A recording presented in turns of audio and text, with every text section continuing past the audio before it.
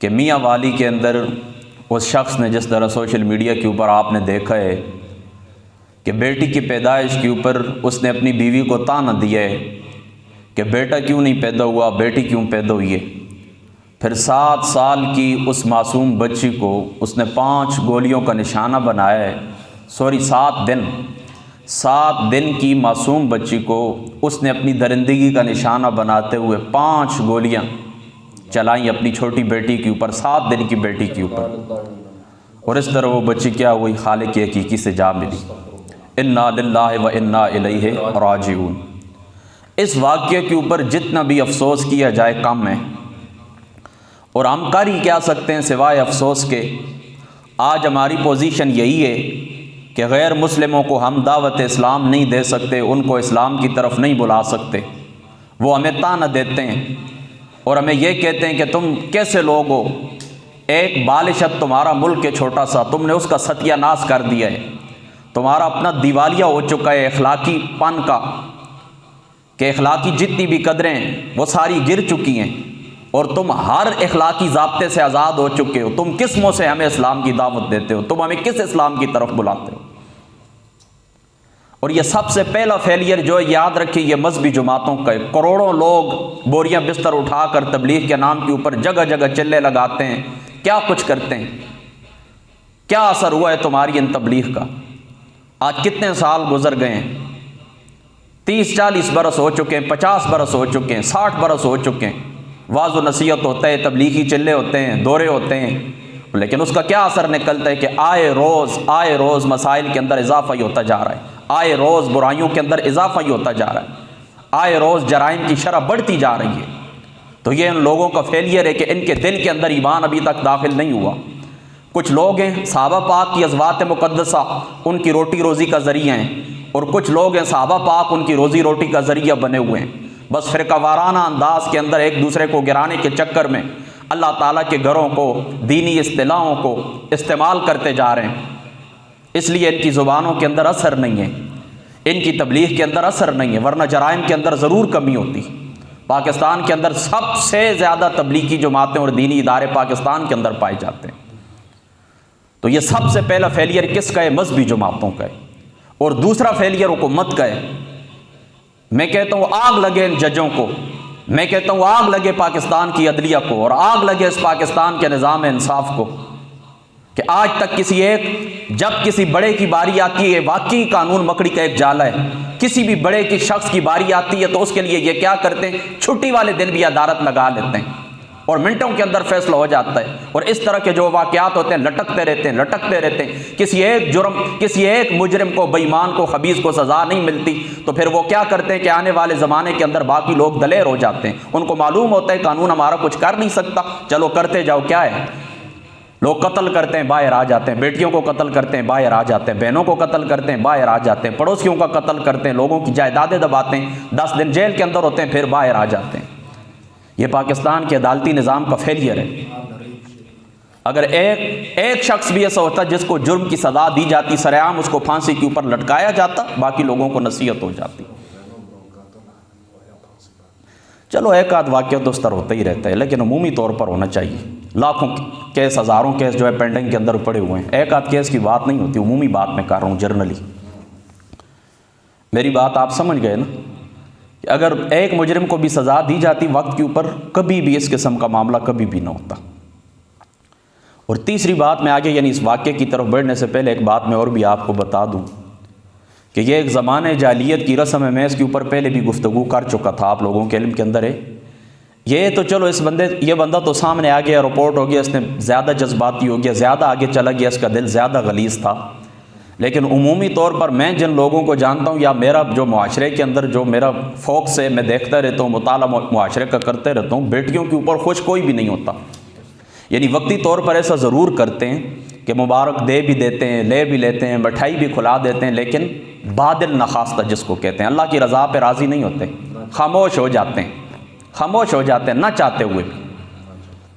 دیکھیں، بیٹوں کی خواہش کرنا کوئی جرم بھی نہیں ہے، بیٹوں کی خواہش کریں۔ انبیاء علیہ الصلوۃ والسلام نے اللہ تعالیٰ کی ذات اقدس سے بیٹا طلب کیا ہے، انبیاء علیہ الصلوۃ والسلام نے اللہ تعالیٰ کی ذات اقدس سے بیٹے طلب کیے، پھر حضور پاک کے صحابہ نے، پھر حضور کی امت کے اولیاء اللہ نے، نیک لوگوں نے اپنے لیے وارث مانگا ہے اللہ تعالیٰ کی بارگاہ میں۔ خواہش کرنا کوئی بری بات نہیں ہے، بری بات یہ ہے کہ اللہ تعالیٰ پھر جو کچھ عطا کر دے بندہ اس کی رضا کے اوپر راضی نہ رہے، یہ بری بات ہے۔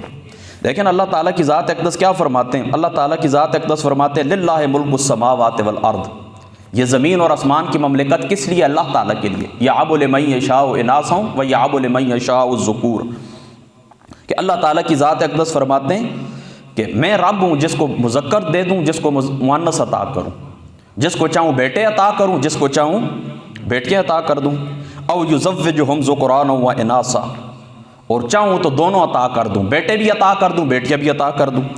وَيَجْعَلُ مَن يَشَاءُ عَقِيمًا، اور اللہ تعالیٰ فرماتے ہیں میں چاہوں تو عورتوں کو بانجھ بنا دوں، یعنی یہ میری چاہت ہے، کسی کو بیٹے دوں، کسی کو بیٹیاں دوں، دونوں عطا کر دوں یا بانجھ کر دوں کسی کو، یہ تو میری عطا ہے۔ تو اب دیکھیں نا، اس نے اپنی بیگم سے یہ مطالبہ کیا کہ آپ نے بیٹا کیوں نہیں پیدا کیا، یہ اس کے بس کے اندر تھا؟ یہ تو اللہ تعالیٰ کی قدرت کے تحت ہے، اللہ تعالیٰ کی مرضی ہے، اللہ تعالیٰ کی منشا ہے۔ هو الذی یصورکم فی الارحام کیف یشاء، یہ تو اللہ تعالیٰ کی ذات اقدس ہے، کیا عطا فرمائے، مذکر عطا کرے، مؤنث عطا کرے، یہ تو اللہ تعالیٰ کی شان ہے۔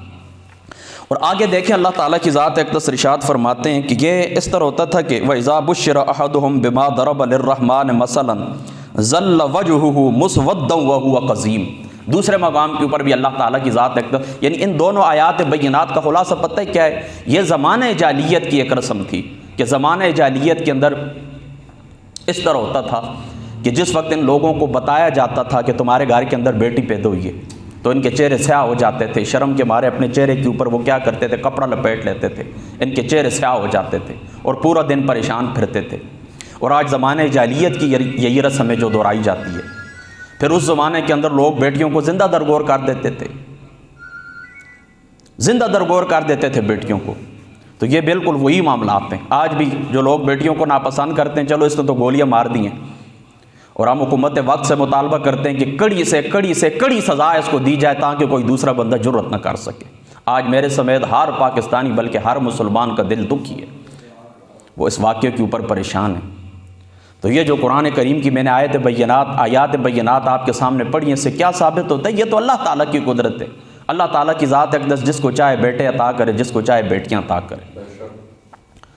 اور قرآن پاک کے اندر آتا ہے اللہ تعالیٰ کی ذات اقدس ارشاد فرماتے ہیں کہ المال والبنون زینۃ الحیات الدنیا والباقیات الصالحات خیر عند ربک ثوابا وخیر عملا، کہ اللہ تعالیٰ فرماتے ہیں کہ یہ جو مال ہیں اور یہ جو بیٹے ہیں یہ زینت ہیں دنیا کی، اور بہتر کیا ہے، والباقیات الصالحات خیر عند ربک، تمہارے لیے بہتر کیا ہے، تمہارے لیے بہتر یہ باقیات الصالحات، باقی رہنے والی نیکیاں۔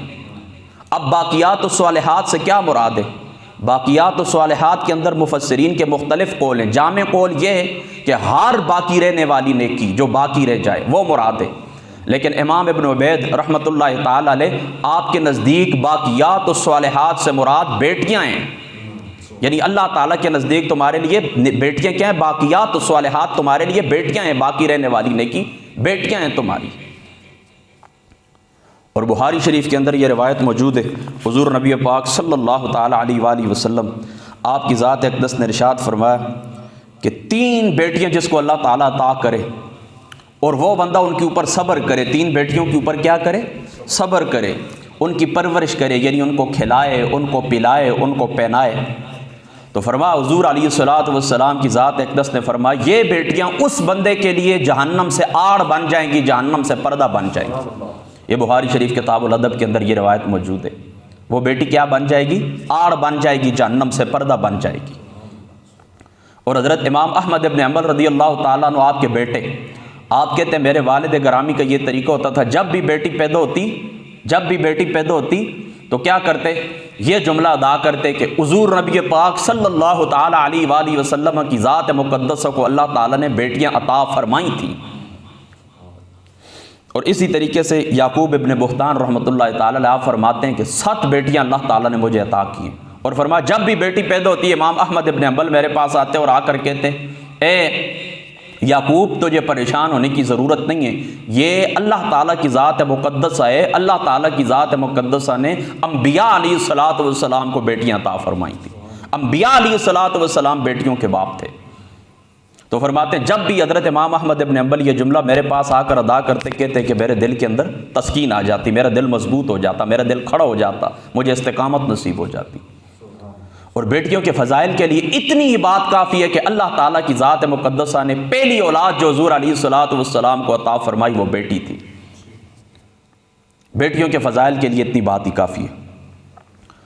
اور امام ابن قیم نے ایک بڑی اچھی بات لکھی، وہ کہتے ہیں کسی مسلمان کے لیے یہ بات جائز نہیں ہے کہ وہ بیٹی کی پیدائش کے اوپر کسی کو مبارکباد نہ دے، یا بیٹوں کی پیدائش کے اوپر مبارکباد نہ دے، یا دونوں کی پیدائش کے اوپر مبارکباد نہ دے۔ بیٹی پیدا ہو خوشی سے مبارک دیں، اور لینے والا جس کے گھر بیٹی پیدا ہو اس کو خوشی سے مبارکباد وصول کرنی چاہیے۔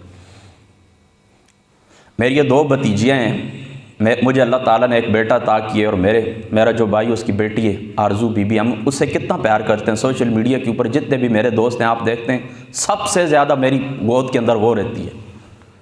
اور آج بھی ان کی جو چھوٹی بیٹی ہے بیمار ہے، اللہ تعالیٰ اس کو کل ماؤں کے بچوں سمیت شفا عطا کرے، وہ ہماری آنکھ کا تارا ہے۔ میں پہلے بھی ایک دفعہ تقریر کالو گاؤں کے اندر میری تقریر تھی، وہاں پر میں نے بتایا تھا کہ وہ جب سے پیدا ہوئی اللہ تعالیٰ کی ذات اقدس نے ہمارے گھر رزق کے دروازے کھول دیے، اور بیٹیوں کے صدقے اللہ تعالیٰ رزق کے دروازے کھول دیتا ہے۔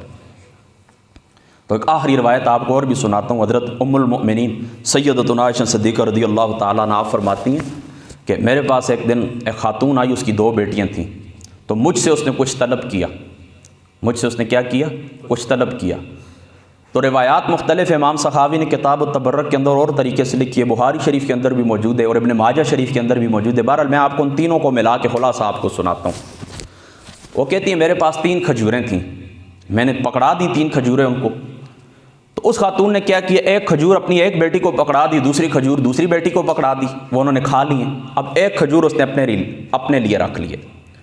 تو اس طرح ہوا کہ اپنے لیے وہ ابھی توڑ رہی تھی، کھجور کھانے کی تیاری کر رہی تھی، کہ بیٹیوں نے تو جلدی سے کھجور کھا لی، تو وہ پھر ماں کی طرف اپنی امی کی طرف ہاتھ کرنے لگی کہ ہمیں کچھ دیں۔ تو وہ جو اپنی کھجور تھی نا، اس نے اس طرح کیا کہ اس کھجور کے 2 ٹکڑے کیے، ایک ٹکڑا ایک بیٹی کو پکڑا دیا، دوسری بیٹی کو پکڑا دیا، اور خود کچھ نہ کھایا۔ تو جب رات کو کہتی ہیں حضور علیہ السلام تشریف لائے، میں نے یہ واقعہ بیان فرمایا، تو حضور علیہ السلام نے فرمایا اس فعل کے صدقے اللہ تعالیٰ کی ذات اقدس نے اس خاتون کو جنتی کر دیا۔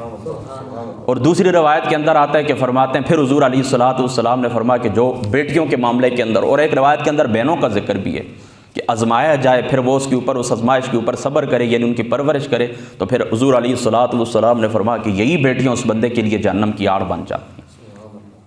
ٹھیک ہے، اور یہ اللہ تعالیٰ کی رحمت ہوتی ہیں، اور رحمت جس گھر کے اندر اترتی ہے تو اس گھر سے بلائیں دفع ہو جاتی ہیں، اس گھر سے بلائیں پرے ہو جاتی ہیں، دور ہو جاتی ہیں۔ بدبخت تھا وہ شخص جس نے یہ حرکت کی ہے، بدبخت ہے، انتہائی بدبخت ہے۔ میں بار دیگر یہ اس بات کے اوپر سارے آپ لوگ دکھی ہیں، میں بھی دکھی ہوں۔ اللہ تعالیٰ کی ذات پاک سے سوال کرتے ہیں، اور میں سب کو یہی کہتا ہوں جو کچھ اللہ تعالیٰ عطا کرے اس کے اوپر راضی رہیں۔ جو کچھ ہمیں کیا ہے یار، مجھے سچ بات بتائیں، کیا بیٹوں نے ہمیں کیا کرنا ہے؟ جنت کے اندر ٹکٹ دینے، جنت کے اندر پکڑ کے داخل کرنا ہے، اور بیٹیوں نے کیا کرنا ہے؟ ہمیں جہنم کے اندر دھکا دینا ہے۔ جب ایسا کچھ بھی نہیں ہے تو پھر یہ کیوں یار؟ تمہیں کیا پتہ ہے کہ کس بات کے اندر خیر ہے؟ اللہ تعالیٰ خود فرماتا ہے آسان تحبوا شیئا وہو شر لکم وآسان تکرہوا شیئا وہو خیر لکم۔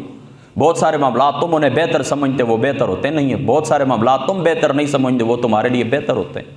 تو تمہیں کس بات کے اندر، اگر بیٹا پیدا ہو اور بیٹا بڑا ہو کر بدماش نکلے اور قتل و غارت کرے اور تمہاری زندگی جہنم بنا دے تو تم کیا کر سکتے ہو؟ اور بیٹی پیدا ہو، اللہ تعالیٰ کی ذات اقدس اس کو علم کی دولت سے نوازے، اللہ تعالیٰ اس کو صالح کرے، وہ تمہاری آنکھ کا تار بنے، تمہیں کیا پتہ ہے کس بات کے اندر خیریت ہے؟ لہذا خواہش ضرور رکھو، بیٹوں کی خواہش بعض لوگوں کو ہوتی ہے۔ آج مجھے اپنے والد صاحب سنا رہے تھے، ہمارے گاؤں کے یہ ایک محمد حسین ان کے نام ہے، مجھے بڑی خوشی ہوئی ہے، بہت خوشی ہوئی ہے کہ ان کے 5 بیٹے ہیں نا، تو انہوں نے گائے کی نظر مانی ہے کہ اللہ تعالیٰ کی ذات اقدس اگر مجھے بیٹا عطا کرے، بیٹی عطا کرے تو میں گائے ذبح کر کے لوگوں کو کھلاؤں گا، غریب مسکین لوگوں کی دعوت کروں گا۔ اور پھر اسی طرح ہی ہوا، اللہ تعالیٰ نے 5 بیٹوں بعد اس کو ایک بیٹی عطا کی، پھر اس نے گائے ذبح کی اور خیرات کی اور لوگوں کو کھانے کھلائے۔ تو ایسے لوگ تو میں کہتا ہوں کہ بہت، وہ کیا کہتے ہیں کہ بہت تھوڑے ہیں ایسے لوگ، آٹے میں نمک کے برابر ہیں۔ آٹے کے اندر جس طرح نمک ہوتا ہے نا قلیل، اس طرح یہ لوگ، لیکن بڑی مجھے خوشی ہوئی ہے تو ایسے لوگ ہیں جن کی وجہ سے اللہ تعالیٰ کی ذات اقدس نے زمین اور آسمان کا نظام قائم رکھا ہوا ہے۔ تو بیٹیاں عظمت والی ہیں، بیٹیاں اللہ تعالیٰ کا انعام ہیں، بیٹیاں اللہ تعالیٰ کی رحمتیں، انبیاء علیہ السلام کو اللہ نے بیٹیاں عطا فرمائی ہیں۔ لہذا صبر کریں، جو کچھ اللہ تعالیٰ عطا کرے اس کے اوپر ہمیں راضی رہنا چاہیے۔ بس اللہ تعالیٰ کی جو ذات مقدس عمل کی توفیق عطا فرمائے۔ آخر دعوانا الحمدللہ۔